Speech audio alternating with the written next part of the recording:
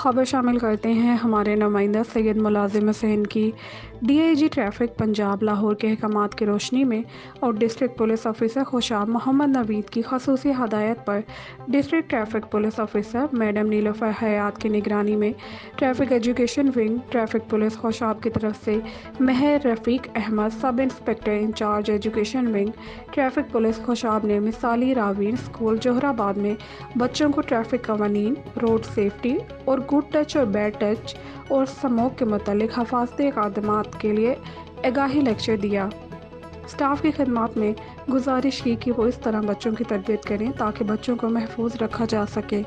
Mahar Rafiq Ahmad sub inspector incharge education wing traffic police Khushab.